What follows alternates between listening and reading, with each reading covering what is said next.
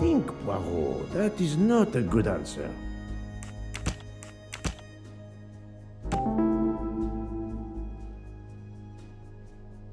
I can't imagine Ratchet taking a sleeping pill if he feared for his life. That was easy.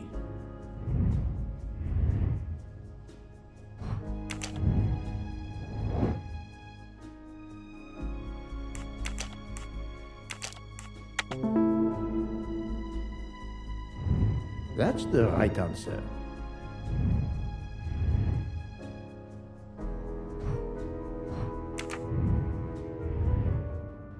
I think I've seen everything I need at the moment. I am counting on you to finish your analysis. I'll have a more detailed report for you as soon as I can.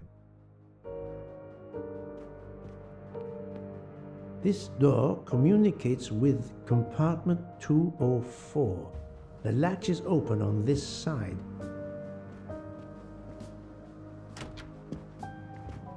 So, Poirot, did you find anything out? It's a bit early for the handcuffs, my friend, even for Hercule Poirot. Do not worry, mon ami. I believe our culprit has no plans to strike again. Monsieur Ratchet was the target. Of that I am convinced. Tell me, Book, how did you spend last night? This is a joke, I hope. Don't you trust your old friend? My friend, calm yourself. I must hear your story in order to corroborate other accounts. Ah, naturally. Let me see. I went to my compartment after dinner. Dr. Constantine was already there. We talked about his career. He's a Cambridge man, you know. After university, he returned to his country and has done much good there. He was so interested in the Orient Express. I told him all the anecdotes I know. I'm not certain when we fell asleep, but it was very late. Here is what I have found out. Monsieur Ratchet was stabbed many times. I also found threatening letters in his safe. He had a loaded gun under his pillow, so he was on guard, ready to defend himself. However, there was an empty glass with white residue at the bottom. I suspect a barbiturate. Perhaps he was forced to take it. In any case, I am certain he was unconscious, unable to defend himself. I also found several other items at the crime scene, possibly related to the murder. They must be investigated. By all means, Poirot. As fast as you can. I also found liquid for an electronic cigarette, but I could not find a vape. This might belong to the murderer. This criminal is an amateur. I need a list of the passengers with their compartment numbers. Pierre Michel will have it. I must interview the rest of the passengers and the staff. I'll be in the bar car if you need me. We are hours late. Soon I hope help will arrive.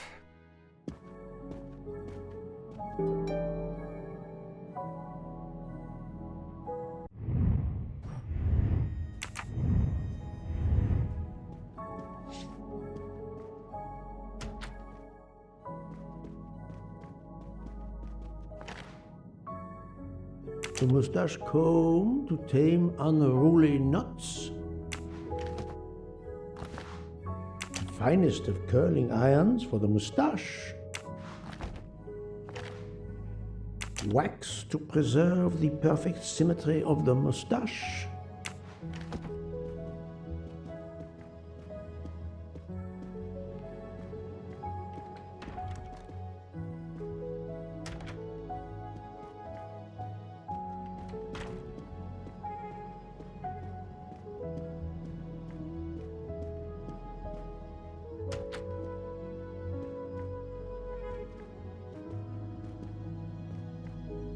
Monsieur Edward Masterman, I believe.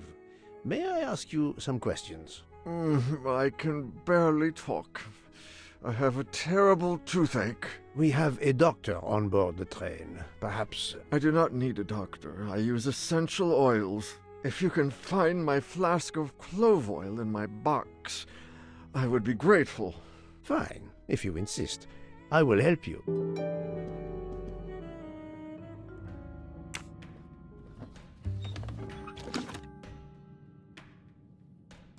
By the smell, I think that the jojoba oil spilled on the other bottles, leaving their labels illegible.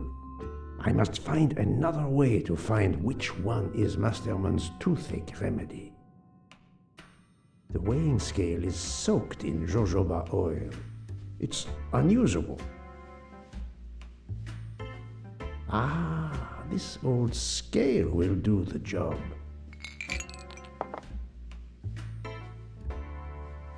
To start, I must first arrange the vials from the lightest to the heaviest.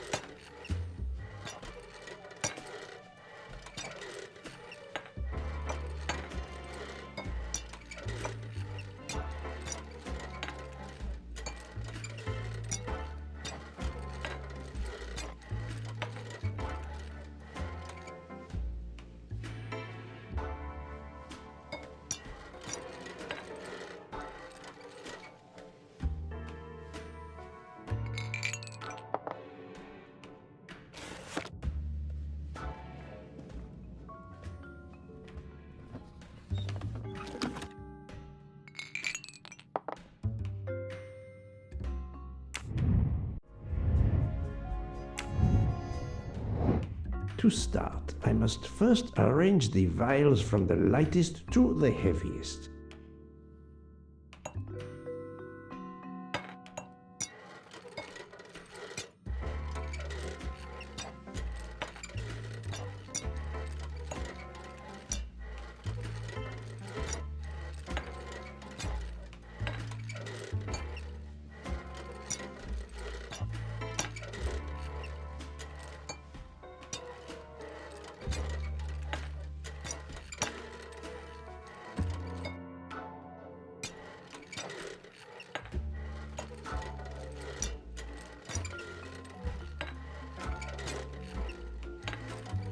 Now that I know the order, I think that I can easily guess which one is the clove oil.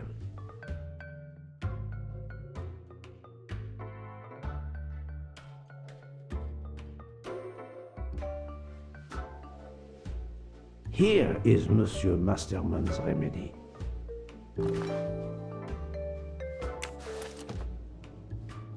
Here is your remedy. I hope it will help. Thank you very much, sir. Ah, well, I can finally speak without too much pain. I'm ready to answer your questions. You are Monsieur Ratchet's valet? Yes, sir, that is correct. Were you told that your employer was murdered? Yes, sir. A very shocking occurrence.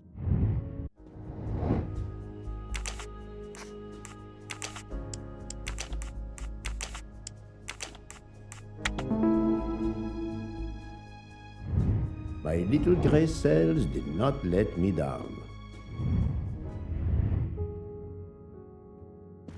At what hour did you last see Monsieur Ratchet? It must have been around 9 p.m., sir. That or a little after. I went to bed around 10:30 p.m., same as the person who shares my room, Mr. Foscarelli. He almost immediately began snoring. What did you do then? I read, sir. and I spent a while soothing my toothache with clove oil and listening to the snoring. Did you hear anything during the night? Yes, my roommate's snoring. Are you a smoker? Yes, sir. I have a cigarette now and then to relax. Tell me about your employer, Monsieur Ratchet. I've been working for him for 9 months. I should not wish to speak ill of the dead, but he was not a gentleman, sir. Did you know that he had enemies? Yes, sir. I heard him discussing some threatening letters, sir, with Mr. McQueen. Did he mention these letters to you? He had been reading a letter when I came in. He asked me if I was the one who put it in his compartment. I told him that I had done no such thing, and he should report it to the police at the next station. How did he respond? He laughed, sir. You're joking. I do not joke, sir. Forgive me, I can see you do not. Was he taking sleeping pills? Always when traveling by train, sir. He said he couldn't sleep otherwise. Last night he asked me to give him 2. I did so, along with a glass of water. He dissolved them in the water. Did you see him drink the water? No, sir. I left right after I gave him the pills. Was Monsieur Ratchet a smoker? No. He finds smokers disgusting. Can you tell me again why you gave sleeping pills to Monsieur Ratchet? Yes, I gave him the pills because when he takes the train, he has trouble sleeping. The letter must have worried him. He specifically asked me to prepare the sleeping pills. I didn't see him drink the water with the pills in it.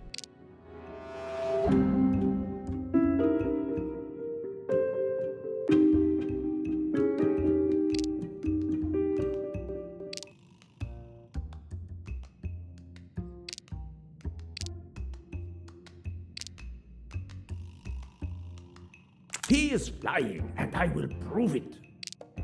Monsieur, I believe you are not telling me the truth. What? How can you say that?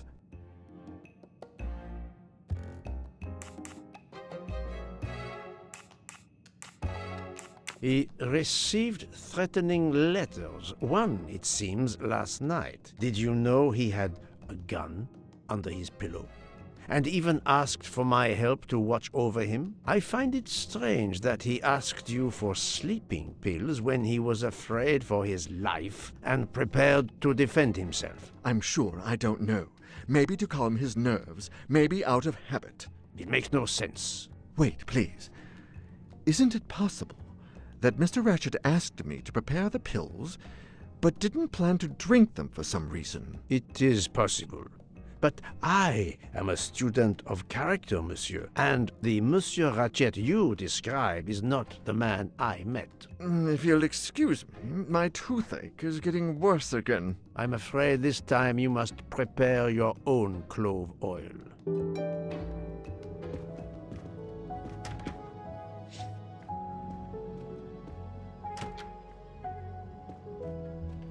I believe I am addressing Monsieur Hector McQueen. Guilty as charged. I beg your pardon. Oh, sorry. Just an expression. My father used to say it. You must have had an interesting childhood. I am Hercule Poirot. No need to be modest. You're a detective. You are Monsieur Ratchet's secretary? I am Mr. Ratchet's secretary.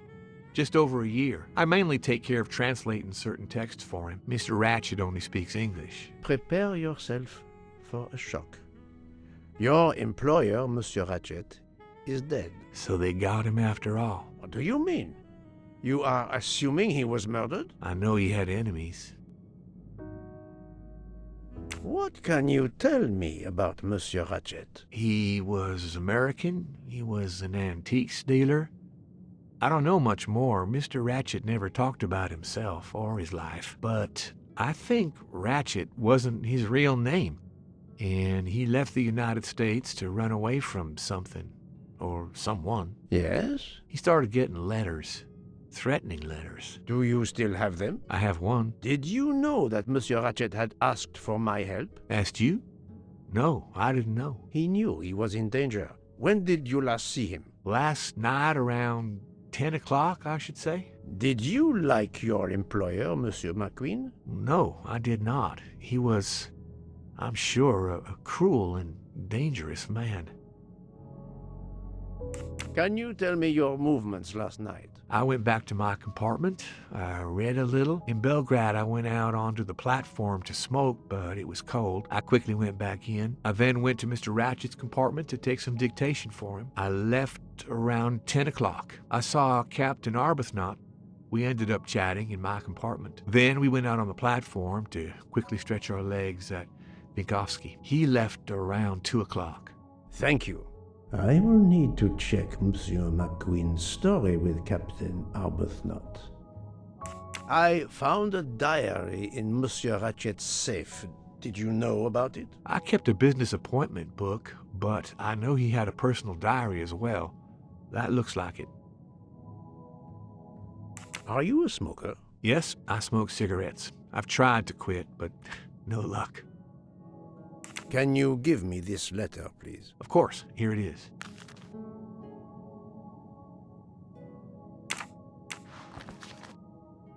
Was Monsieur Ratchet a smoker? No, he hated the smell of smoke.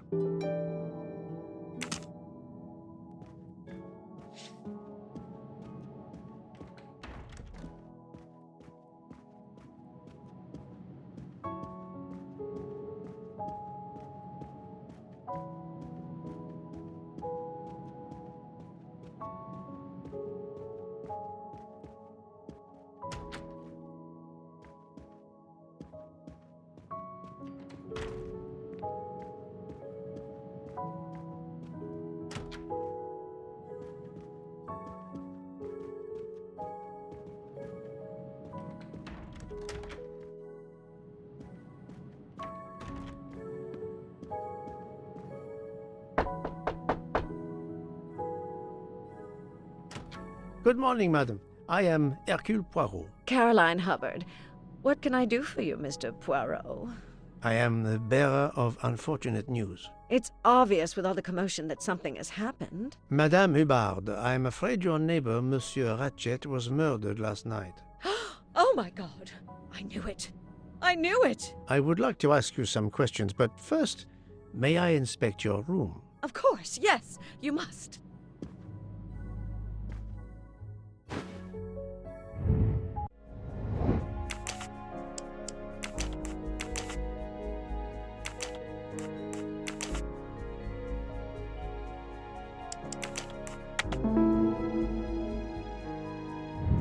That's the right answer.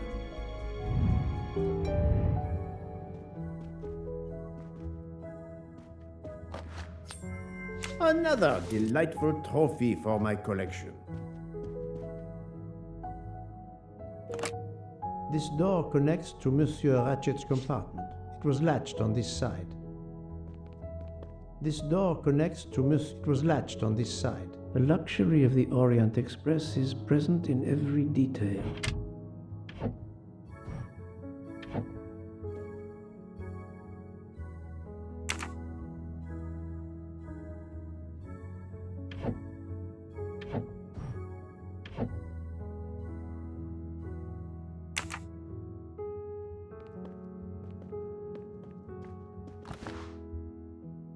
Here is a jacket button. It bears the logo of the Orient Express.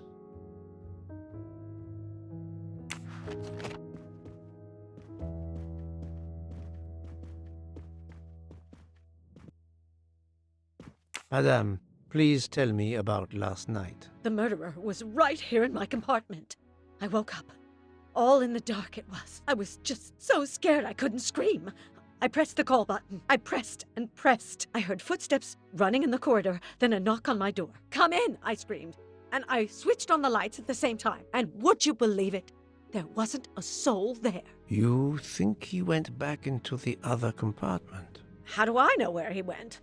I had my eyes shut tight. The conductor came in. I told the man what had happened, and he didn't seem to believe me. I asked him to search the room, but he found nothing. I told the conductor to look at the door between the compartments, and sure enough, it wasn't bolted. Well, I soon saw to that. I told him to bolt it, then and there. How is it you didn't bolt the door between the two compartments? But I had.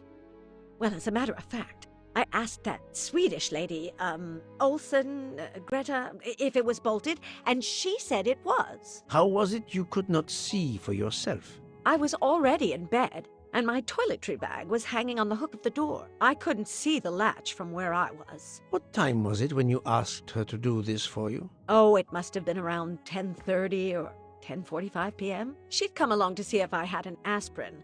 But instead of opening my door, she opened Mr. Ratchet's door by mistake. He said something quite rude, like, "Not a chance, lady, you're too old." It shocked her. She came in. I told her where to find the aspirin, and she got it out of my toiletry bag. Poor girl, she didn't have a good night. The same could be said for Monsieur Ratchet. It appears Mademoiselle Olsen may be the last person to see Ratchet alive.